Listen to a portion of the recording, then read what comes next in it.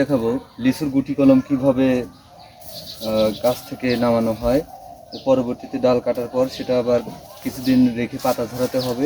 আমি এখন কাটবো, দেখতে পাচ্ছেন শিকড় গজিয়েছে।